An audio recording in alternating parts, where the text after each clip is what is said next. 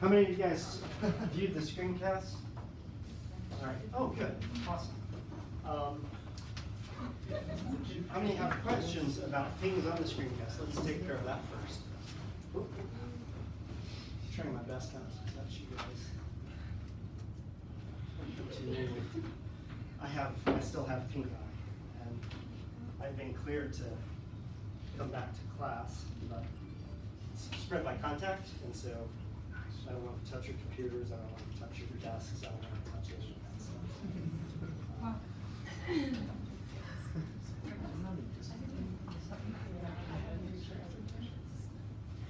Any questions over the stuff covered on the screencast?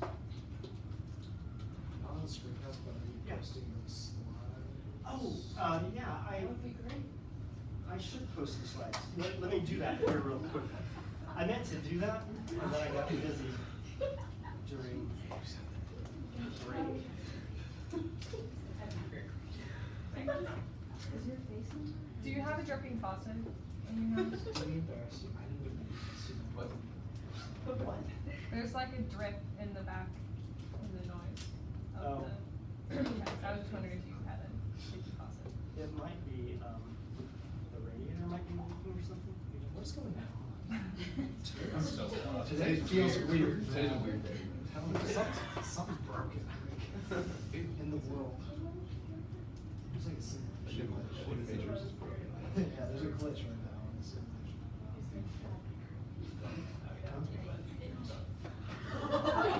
What?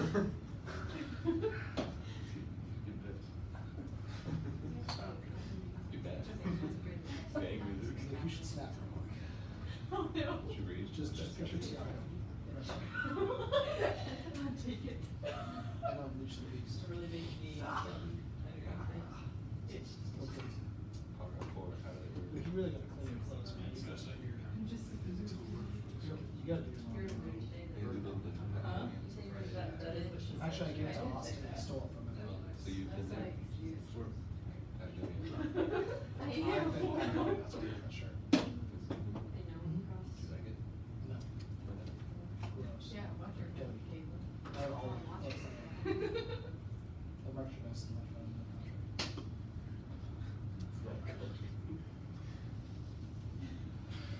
Change the rules. I don't know. So you haven't been there? Literally. No. How did you get to show it? Fake Got it in the middle. It's the only way you have to go to stuff. Population. Yeah, it was sexy. It's actually not Whatever even- that slide back to your cargo or Yes, slide I- off your program. You wanna join So- us? All right, it should be, Oh, is that the it should be woman? on Moodle now, so you can download it as a PowerPoint. That is not the PowerPoint that I need.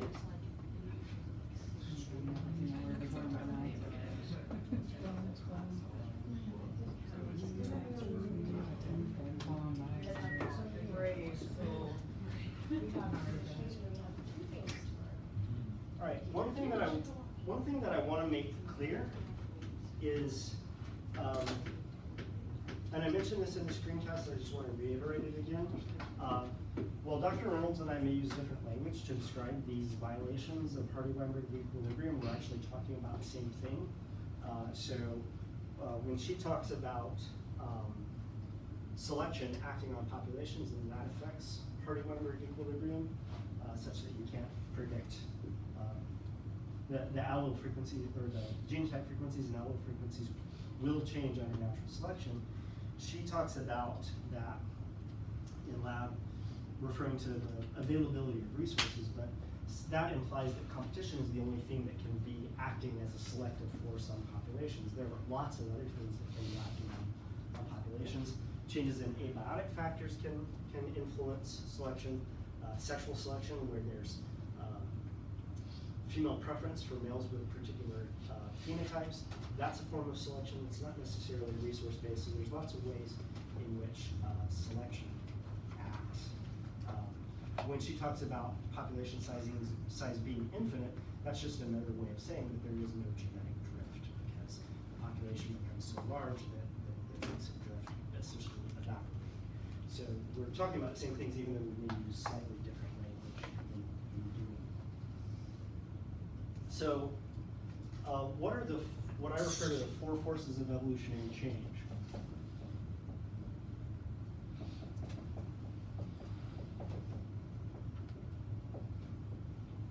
So there are five assumptions or 5 conditions that she gave you in lab that are necessary for Hardy-Weinberg equilibrium to work, keeping allo frequencies at equilibrium such that they're not changing. 4 of those are actually forces of evolutionary change. The non-random mating thing, it alters genotype frequencies, but it doesn't alter allo frequencies. And so when we think of evolution, the simplest way of defining evolution is it's a change in allo frequencies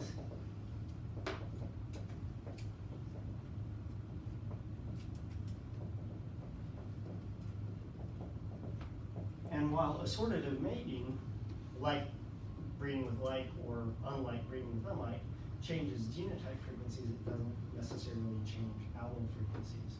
And so of those 5 things, 4 of them are forces of evolutionary change, and 1 is a form of change that only affects genotype frequencies. What are the 4 forces of evolutionary change then?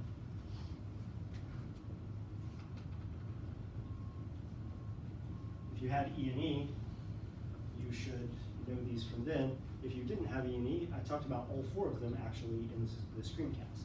I didn't give them this title in the screencast, but I talked about each of them. Okay, so mutation is 1. It changes allo frequencies by introducing new alleles into the population. Migration changes allo frequencies by shuffling alleles from one population to another. Selection, and I'm going to always refer to this as selection. This includes a natural selection and also sexual selection. And this is when natural selection is when selection is imposed by something outside the species, and so it could be selected or imposed by another species, a predator preying upon individuals, and some individuals with one genotype escape predation more easily than individuals with another phenotype. It could be climate, where some individuals have mutations that allow them to be cold tolerant and other individuals don't. And so if there's a cold snap, some individuals die while other individuals don't. Sexual selection is generally selection that is imposed upon members of a species by other members of the same species. And it can take 2 forms. It can take the form of male-male competition, where males compete for access to females, in which case this is a form of resource-based competition. If you view the eggs that females possess as a natural resource, you have males competing for access to that natural resource. But the other way in which this can happen is through female choice, where females can choose who they mate with, and they make that choice based on the phenotype of the male. And both of these things can change allo frequencies over time. So both natural selection and sexual selection would be under selection. And what's the last way in which allo frequencies change? Genetic drift. And I'm always going to preface genetic drift with random genetic drift because it's not directed. It could go either way, and I'll show you how that works. So I mentioned in the screencast that there's a program called Populus. Do you recall that in the screencast? If you go online, just type in Populus to your browser, the first link that comes up is not the right one. The second link that comes up, download Populus from the College of Biological Sciences. It's a very old program. It's been around since I was in graduate school, so it's been around since the early 90s, and really hasn't changed all that much since then, because the basic theory underlying what happens evolutionarily hasn't really changed that much. And so you can download it onto your computer, and when it pops up, it looks something like this. So it's a pretty crude interface, because at the moment it's just a big blue box. But in this interface, you can basically go to models and click on that, and it gives you a bunch of things that you can play around with. Single species dynamics and multi-species dynamics deals with population growth and competition and things like that. then we also have a section on Mendelian genetics. And so we can go through and look at Mendelian genetics, and we can look at genetic drift, for example. And so remember that genetic drift has effects in small populations more than it has effects in large populations. And the larger the population, the less your population is going to drift around in terms of allele frequency. You will also remember in the screencast that I told you what the equation was for the probability of a rare allele going to fixation.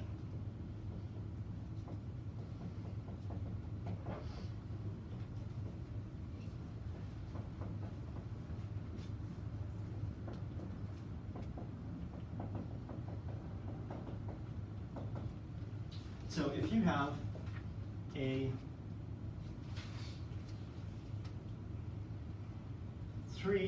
two allele system, and you introduce into this two allele system a new mutant allele, and let's say that your population size is 50, because each of these individuals is diploid, you essentially have 100 alleles in the population.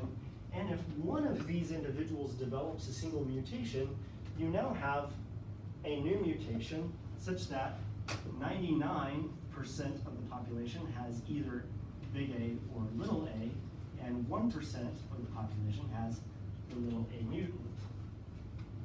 The question is, what's the probability that this thing that is exceedingly rare in this population will spread through the population just through random genetic drift and end up making up 100% of all alleles in this population? What did I tell you that equation is? It's the easiest equation you'll ever have to learn.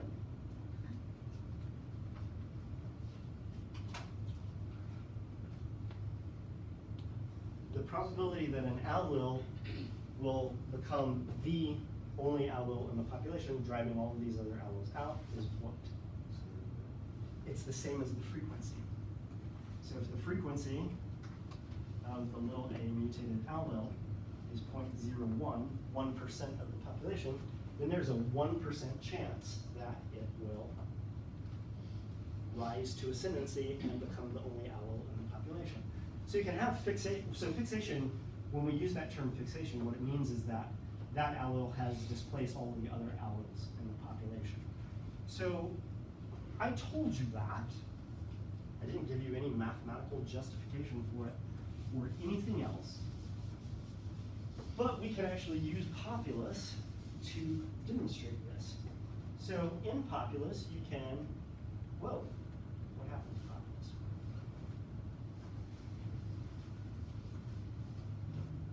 It quit unexpectedly.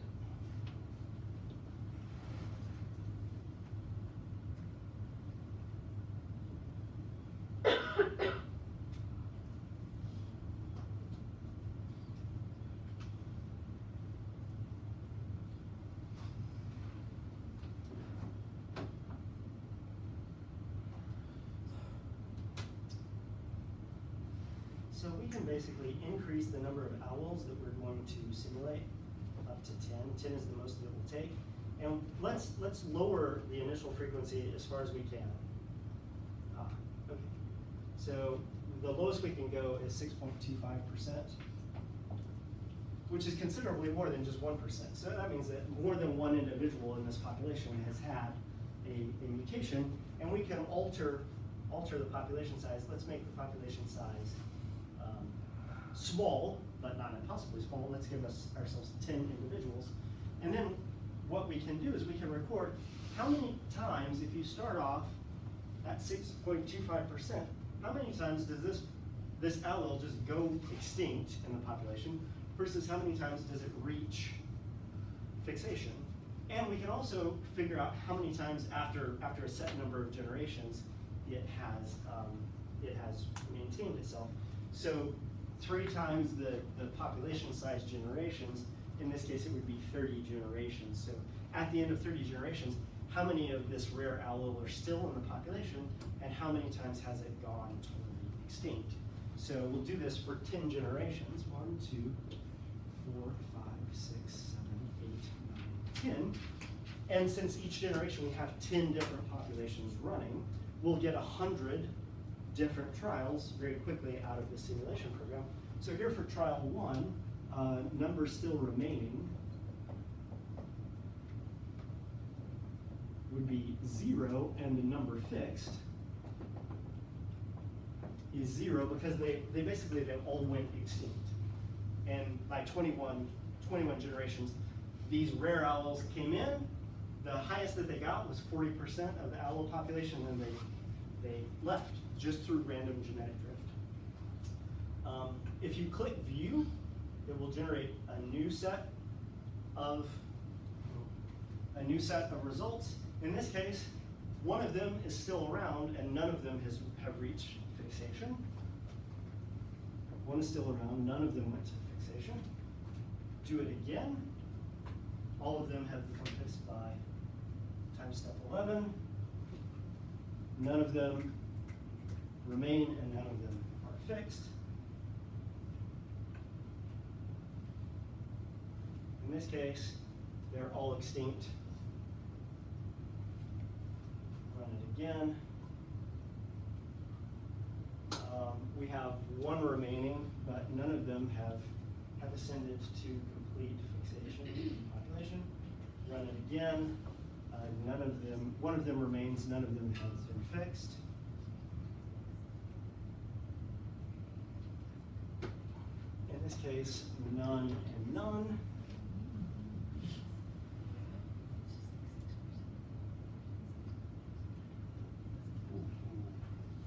Two of them remain, but none of them have been fixed.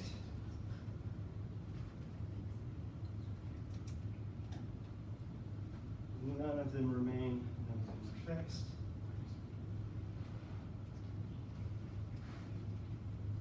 And none of them remain, and none of them are fixed. 1, 2, 3, 4, 5, 6, 7, 8, 10. So in this case, 0% have become fixed. We predicted that 6.25% of them would become fixed because that was the initial allo frequency that we did. So if you did this again, which we can do, 1 remains, 0 fixed.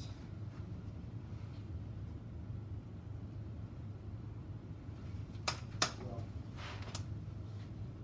let's not do this. Let's raise this to 100 individuals. So now we're going to increase the population size.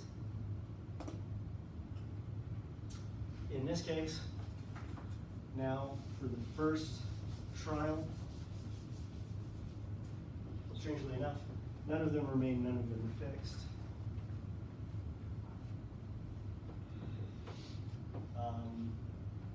Two of them remain, none of them are fixed.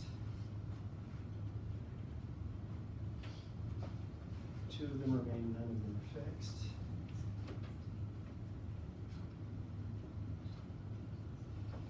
None of them remain, they've all gone extinct.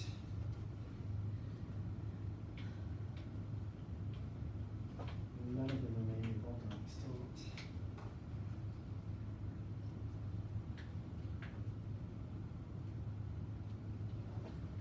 None of them remain, none of them are extinct. One remains, none of them gone to fixation.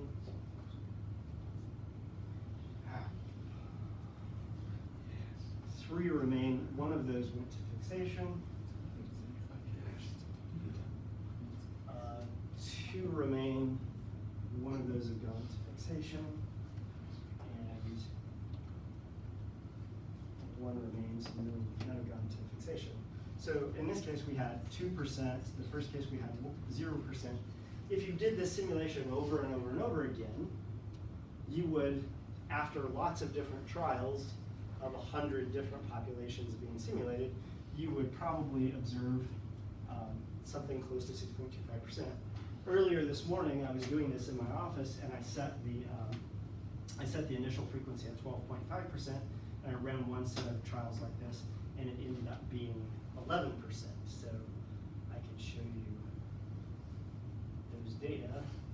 These were my trials, and this was what I got in terms of number of number of trials that had population still remaining, and number of ones that went to fixation, and it was 11%, and the starting frequency was 12.5%, so it wasn't that far off. Just so happens that the two simulations that I ran with you didn't work out quite that nicely. So, but this is what drift is. Selection isn't driving these things in any particular direction. So as they drift around, the closer they are to zero when you begin, the more likely it is that you're going to just basically get drubbed out of the population due to random genetic drift. If we, on the other hand, go to 0.5 under the same set of conditions, what you see is that seldom do they exit the population. A lot of them persist for long periods of time, and a good number of them go to fixation. And if you did the same thing with 100 simulations at 0.5, you should expect about 50 of your alleles to go to fixation, simply because they started out at a much higher rate, at a much higher incidence than they would if they were indeed a rare allele coming into the population.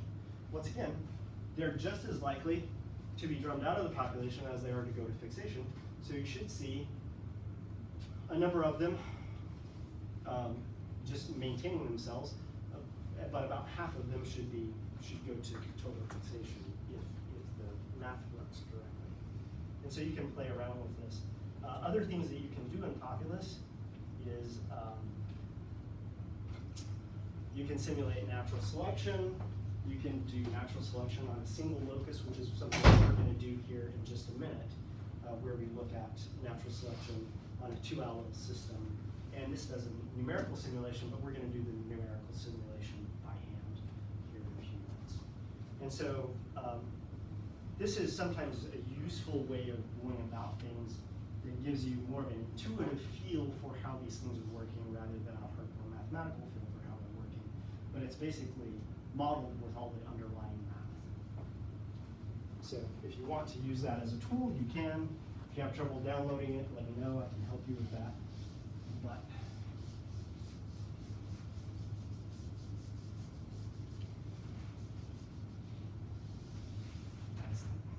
all right.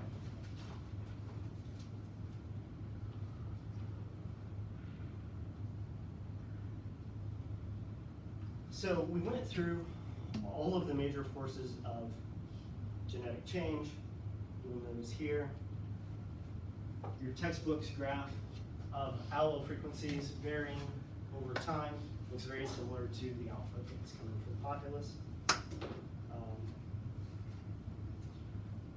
But we were dealing with selection at the end of the screencast, so I got you as far as this. And basically, if you want to look at the effect of natural selection on a population, you can go back to the standard Hardy-Weinberg equilibrium equation. Standard Hardy-Weinberg equilibrium equation basically says that P squared is the frequency of the homozygous dominant, 2PQ is the frequency of the heterozygote, and Q squared is the frequency of the homozygous recessive. And if you go generation to generation to generation with nothing but that, you'll get the same allele frequencies generation after generation. W is fitness. And if fitness is affecting the frequency of a particular genotype, then allele frequencies will change. And so we generally define fitness with a little w. The little w is relative fitness. And it's relative to what?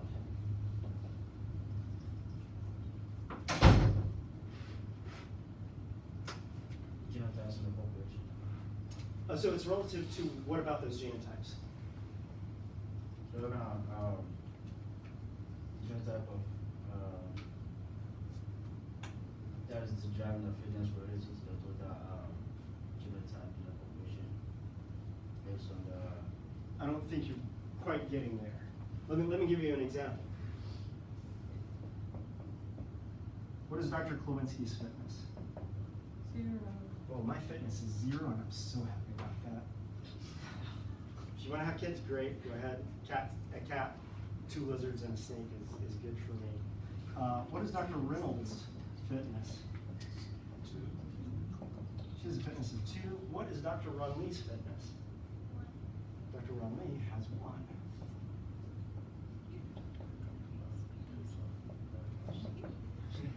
So, who has the highest fitness in this case? Dr. Reynolds. So, relative to Dr. Ron Lee, what is her fitness?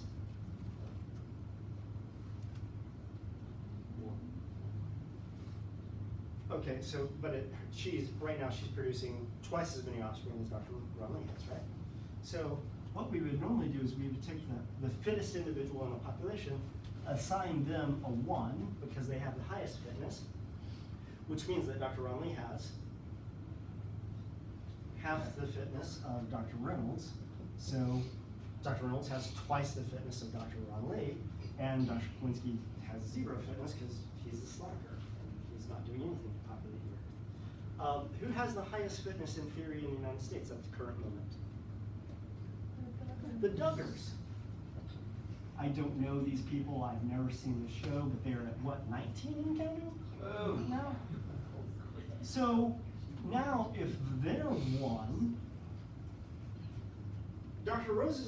Reynolds' fitness doesn't look quite so fit anymore because her fitness is at 2/19. Dr. Ron Lee's is at 1/19, and of course I am still at 0. So when we use these fitness coefficients here, it's the fitness of an individual genotype relative to the fitness of the most fit genotype in that population, which unfortunately for us in the United States is the Duggar family, and that should all scare you a lot, in my opinion. So these fitness coefficients are basically going to be somewhere between 1 and 0, depending on what the fitness of each individual genotype is. Theoretically, what is sperm donor? Pardon? A lot of offspring. Like a sperm donor, like a lot of offspring. That type of group. You know what I'm saying? Yeah, so that individual has a lot of fitness. So for example, in elephant seals, they have what's called a let breeding system. Males compete for spots on a beach, and if you win all of the competitive contests that you're in, you get basically 90 to 95% of matings with females, and everybody around you gets to split up the other 5 to 10% of matings. And so fitness can be dependent on gender, certainly, but once again, it doesn't change anything. If there are 100 female elephant seals on a beach, and you end up being the alpha male, that means that you get 90 of those and everybody else gets 10 to split among them. This would once again be the person with the highest fitness. Their fitness would be scaled to 0, and these guys would have a fitness scale to 10% if one individual got all of the other 10 females, but if they were split maybe between 5 individuals, each of them would get to a piece, it would then be a fitness of 2%. And so in certain mating systems around the world, around the plant and animal kingdom, you can have really large differences in fitness, even bigger than differences in humans. But this is a situation where one male is basically controlling a patch of beach, and he's the big dog and prevents other males from mating. If you're interested in that, take Animal Behavior, we talk about that, but certainly not.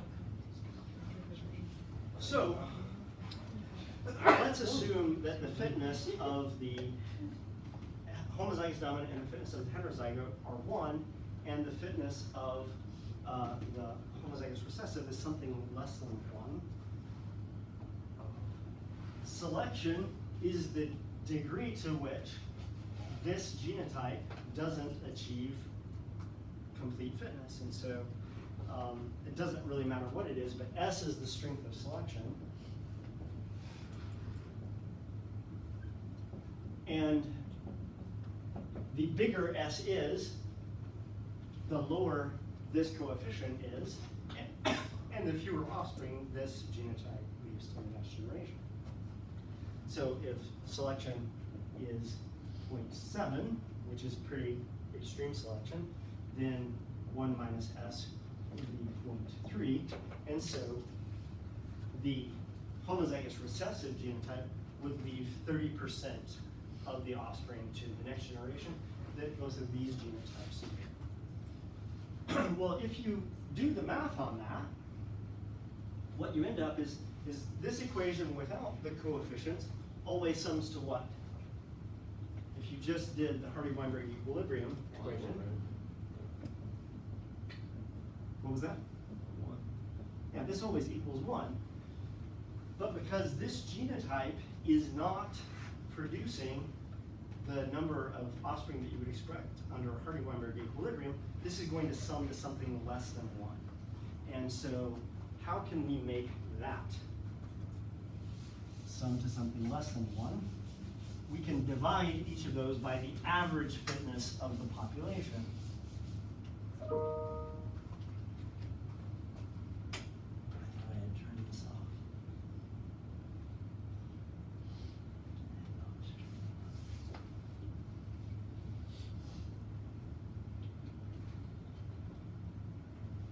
So I gave you this as the equation for average fitness. And average fitness is just p squared times 1 plus 2p cubed times 1 plus q squared times 1 minus s. And whatever that sums to is what average fitness is. Because both of these are basically at the height of fitness, and only this one has any fitness consequences and is producing less. Did any of you try and work out the math on this? Solve for this? It's a little bit of a pain. What you have to do is you have to convert everything to either expressing everything in terms of p or everything in terms of q.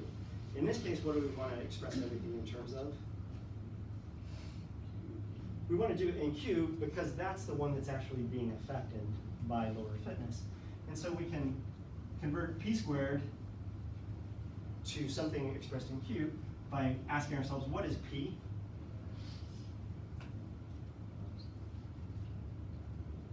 If you have 2 alleles, p is what in a population? It's the frequency of mu. That's a genotype frequency. It's the frequency of the dominant allele. So if there are only 2 alleles, then what is q? It's the frequency of the recessive allele. So another way of expressing p is that it is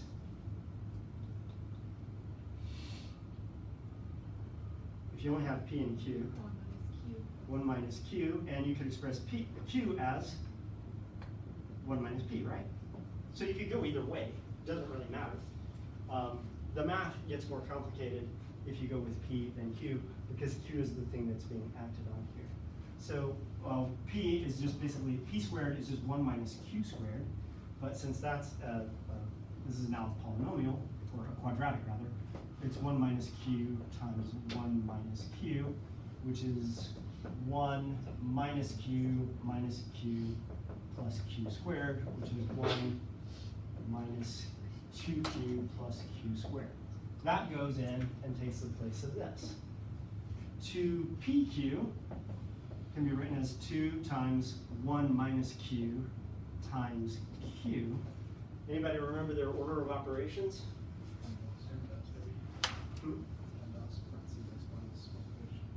I always learned it. Please excuse my dear Aunt Sally, right?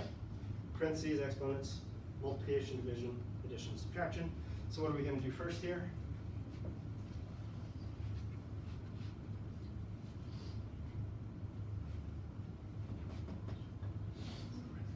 Parentheses, so let's do parentheses. So that would be 2 times q minus q squared, and then bring the 2 over, that's 2q minus 2q squared.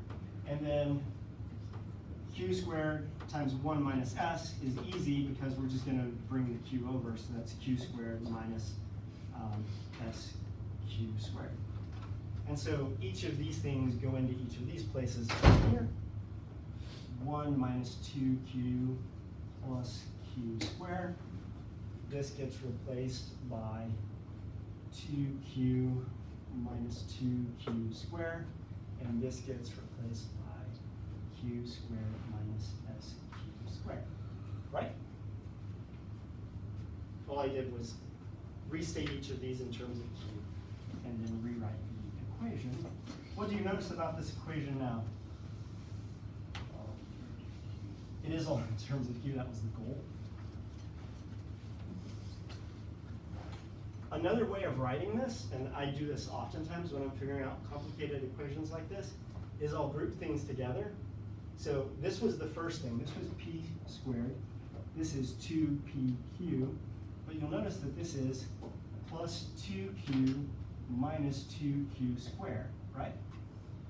This is just Q squared, but it is plus Q squared minus SQ squared. What do you notice about this? Cancels each other out. What do you notice about these three? They cancel each other out. And so you're left with 1 minus SQ squared, which is the simplified equation for average fitness. Now this gets more complicated if the fitness of the heterozygote was lower than the homozygous dominant, such that you had strong directional selection favoring the homozygous dominant individual, but this is the simplest situation for when you have selection acting against the homozygous recessive.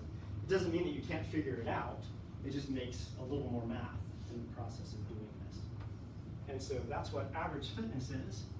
And then you can get this equation right here to 1 if you divide each of these things by average fitness, as it turns out. And so this is what the equation looks like. And it will sum to 1. But what will change as you iterate this is what will change is genotype frequencies and allele frequencies will both change. And now I'm going to demonstrate that to you with a simple example that we've already looked at.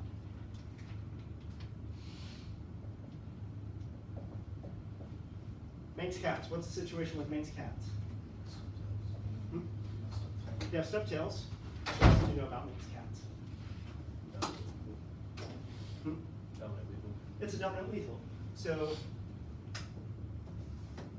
you can have, in theory, 3 different genotypes, but this one dies of developmental difficulties in embryonic development. This is the Manx cat, and this is a normal cat. And so I worked through this some time ago, showing you that if we take 2 Manx cats and breed them with one another, in this generation, what is the frequency of the dominant allele?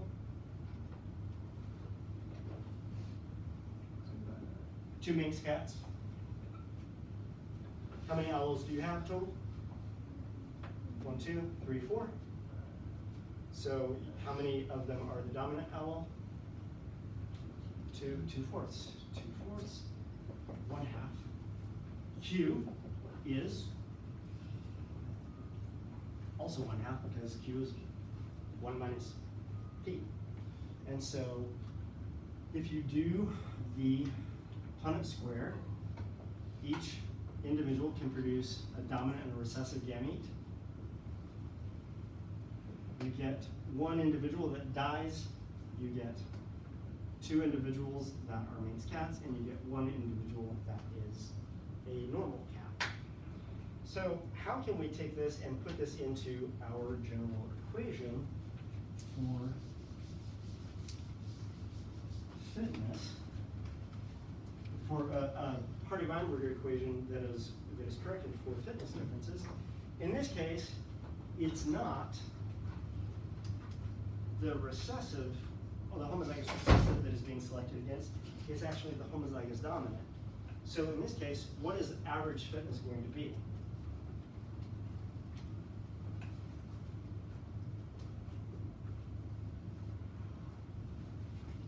Average fitness is going to be P squared times 1 minus S plus 2PQ plus Q squared. We could go through the drudgery of all the math, but what's the answer going to be? What can you tell from the answer is going to be just from having done this already?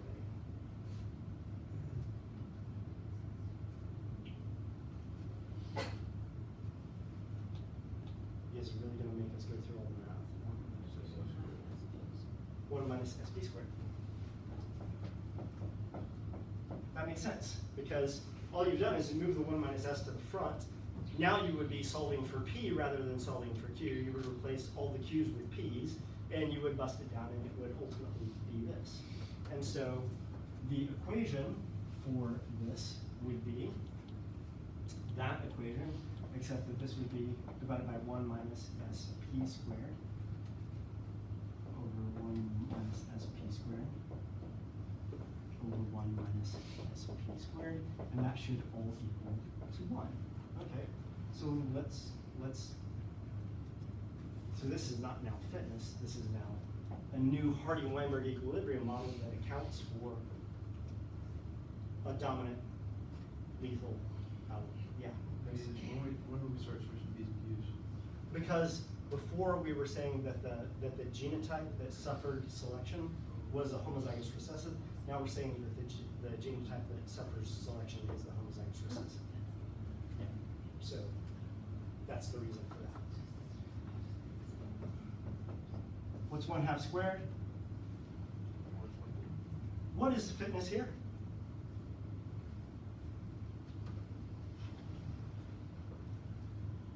What is 1 minus S? Or for that matter, what is S? What's selection? What proportion of the homozygous dominants die? All of them, 100% of them. So in this case, 1 minus S is 0. So guess what? We don't even have to worry about here. This just basically reduces to 0, right? That's how many individuals of that genotype make it into the next generation, because this is a dominant lethal.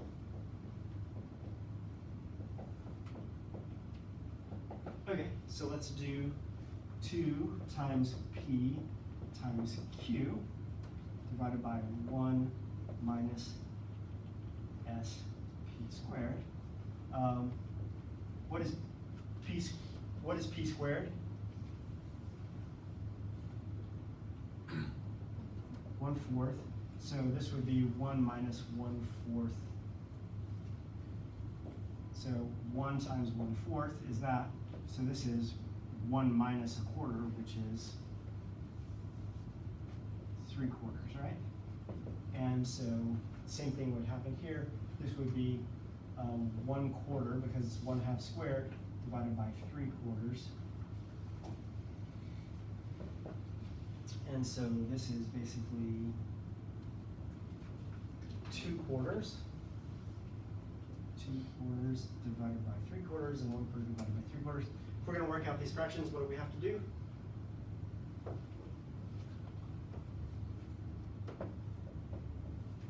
This reduces this thing to 1, and that makes this thing 8/12 over 1. Flip this thing. Remember, that's 1, so you're just multiplying it times 1. These cancel out, give you 1 down here, and this gives you 4/12 here. If we reduce those things down, 4/12 and 8/12, both of those is divisible by 4, so this would be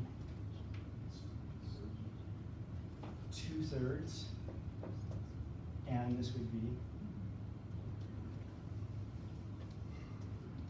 1/3.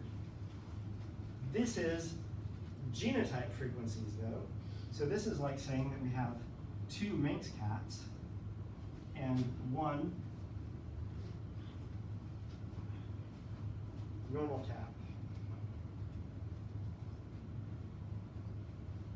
which is what we found doing Alain Punnett square. But the Punnett square didn't have all that fun math. So if we have this situation, what is the frequency of P and Q at this point?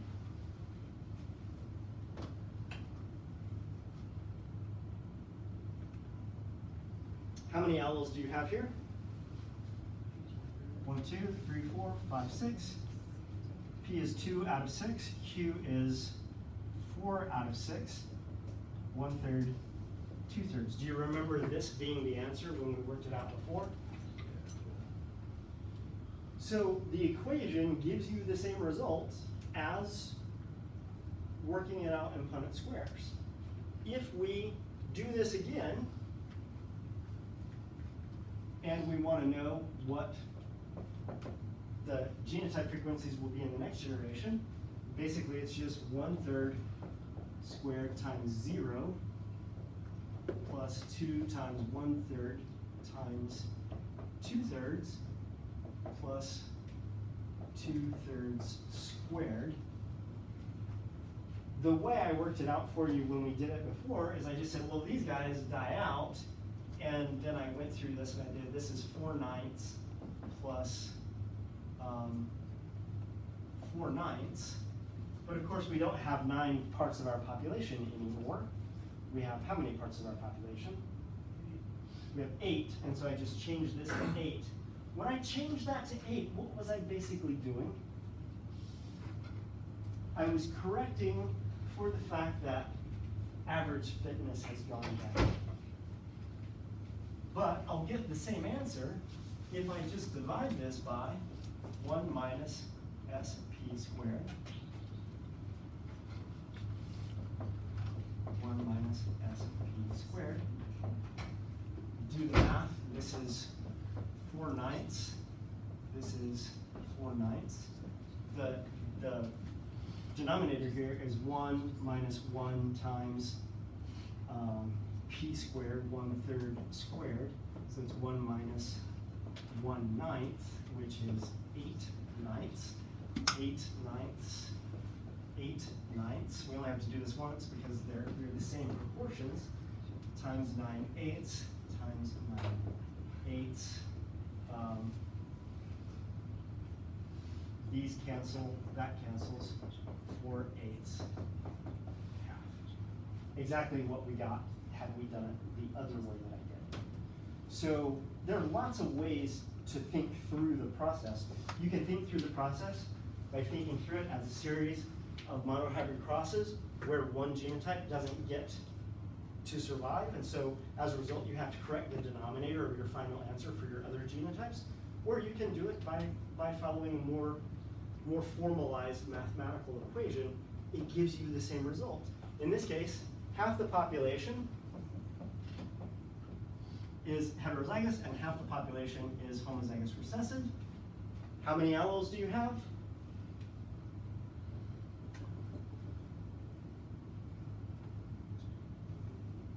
1, 2, 3, 4. It's just like having a population of 2 individuals, one of whom is homozygous recessive, one of whom is heterozygous. You have 4 alleles. 1/4 of them are the dominant allele, and 3/4 of them are the recessive allele.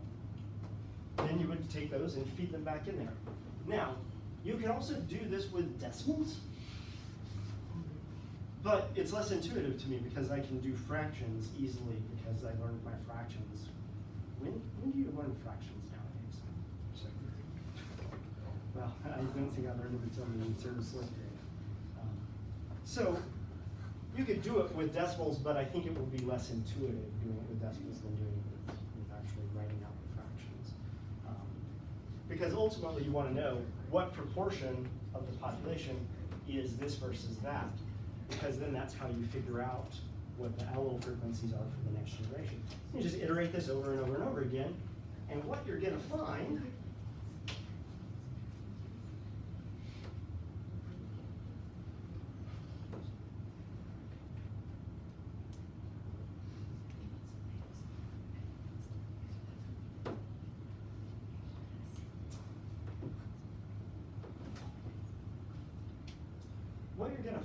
when you do this is, whoa, I do not know what how this goes to fraction on me.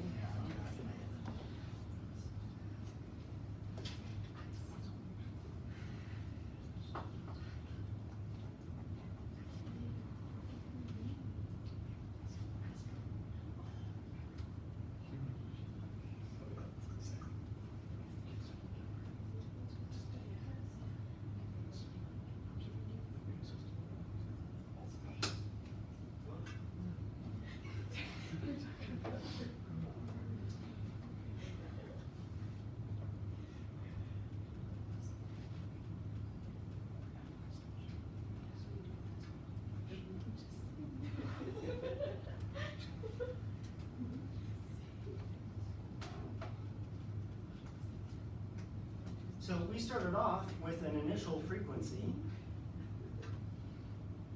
of 0.5, and here we have the dominant allele has a fitness of 0, all the other alleles have a fitness of 1. We start off with the frequency of the dominant allele is at 0.5 because that's in the first generation. What does it fall to? 0.33, which is basically the decimal version of a third, and then it falls to, I have no idea why that's not 0.25 because it should be 0.25 in the next generation, but basically it goes down to close to 0, but it doesn't ever actually get to 0. And so we can simulate this way. We can also look at the genotype frequencies over time, and what's happening over time is you get the production of fewer and fewer homozygous dominants. You get fewer and fewer Manx cats. What do you get a lot of? You get a lot of normal cats. How many of you have ever seen a Manx cat? 2 of us have seen Manx cats. Why? Because there's severe selection against the homozygous dominant condition that reduces the number of heterozygotes to low population sizes, and it increases the frequency of the homozygous recessive, which is why most cats that you see are normal cats, not Manx cats. It's because the strong selection against the dominant allele just weeds all of those heterozygotes out. It doesn't get rid of them totally, because they're always, that dominant allele is always harbored in the heterozygous population. So that it's going to be very difficult to get rid of that dominant allele altogether, because the fitness of the heterozygote is the same as the fitness of the homozygous recessive. And so that's why it's sometimes hard to get rid of negative deleterious sorts of alleles, is because unless you have selection acting both on the homozygous and the heterozygous individual, you can't get rid of that allele. It's always going to be harbored there. So you can simulate this in populace if you want to, or you can just run the numbers in whatever way makes the most intuitive sense to you to run the numbers. I could run through this with the next generation, and this is going to go to 1/5 and 4/5. I could then run that through the next generation, and it's going to go to 1/6 and 5/6. I could run it through the next generation, and it's going to go to 1/7, 6/7 in terms of allele frequencies. How do I know this? Because I did it once because I was curious.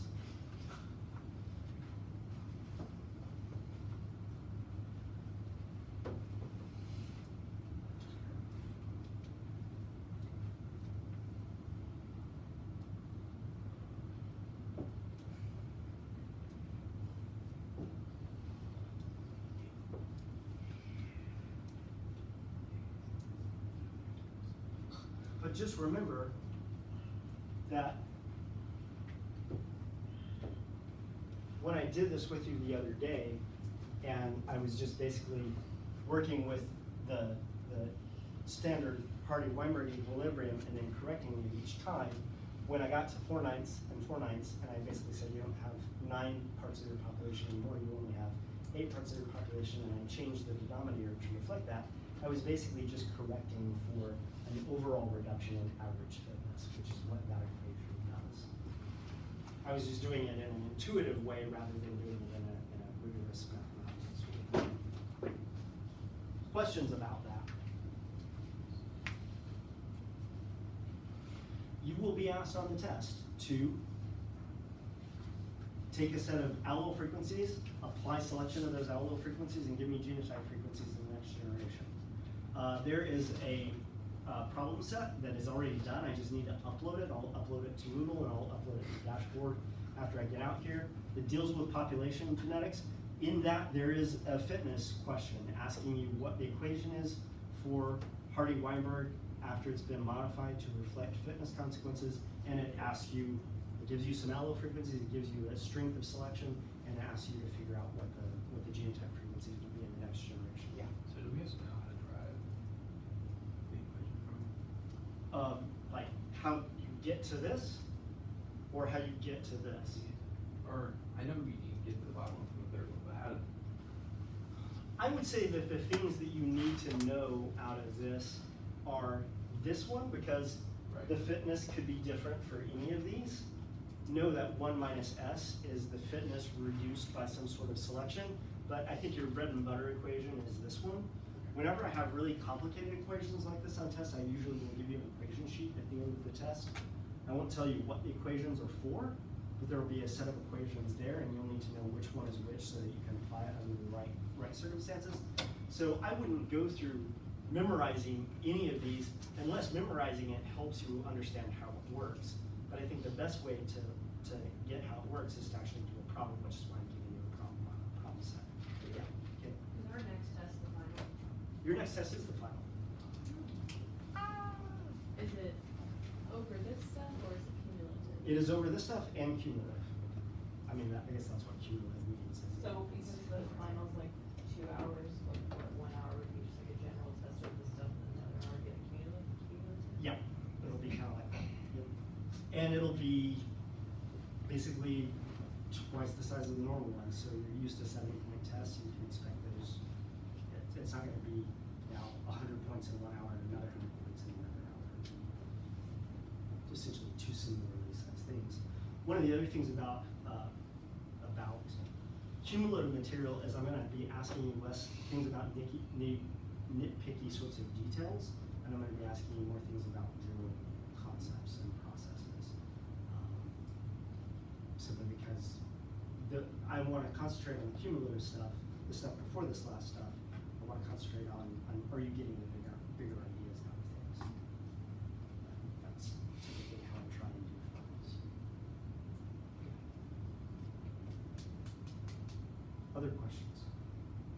Yeah. So if the strength and selection wasn't acting on the homozygous recessive with a 1 minus S, you know what I'm saying? Well, you could put 1 minus S anywhere in these spots. Okay, that's what I- Because selection is going to be genotype specific. So probably a better way of writing this would be 1 minus S for that particular genotype. Now, on a test, I'm not going to give you 3 genotypes with 3 different fitnesses. One of the fitnesses will always be 1 because relative fitness is always scaled to the most fit individual, but I'm not going to give you selection against this and selection against that, simply because the math is going to get kind of on the hairy side before it's all said and done, and you have a limited amount of time to work.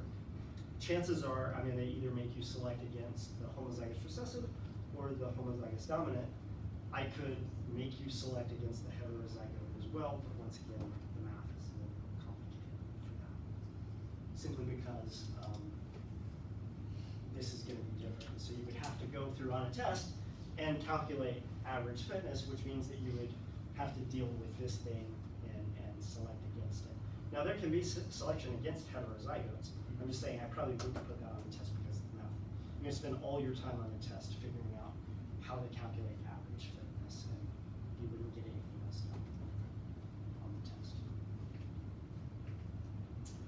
On the problem set, I give you a Hardy-Weinberg equilibrium problem where you have, normally we've been talking about Hardy-Weinberg equilibrium, where you only have 2 allyls, just to expand your brains and make you work a little harder to learn how to apply Hardy-Weinberg equilibrium.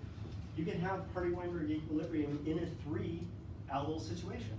So imagine Hardy-Weinberg equilibrium of blood types. You have blood types for type A blood, for type B blood, and you have a recessive allele. You can work this with Hardy-Weinberg equilibrium. I don't make you derive what the Hardy-Weinberg equilibrium equation would look like for that on the problem set. I've given you that equation, but once you see that equation, without me telling you which elements of the equation apply to which parts of the possible genotypes out of this, you should be able to glean that just from the structure of the equation. Obviously, it's going to have a p squared, a q squared, and an r squared. What is the r squared in this case? That would be the homozygous recessive. What is q squared now?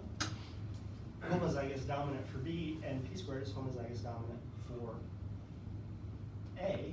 So you can guess what 2pq is. heterozygous of A and B, codominant. So you'll be able to look at that equation, you'll be able to figure out which element of an expanded Hertzsprung equilibrium equation goes to which genotypes. And then I ask you some questions about genotype frequencies on the practice.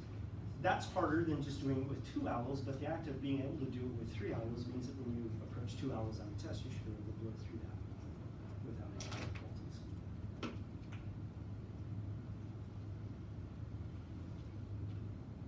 All right, we're at 12:18, might as well cut off there. We'll continue talking about selection on Friday and probably finish this chapter on Friday.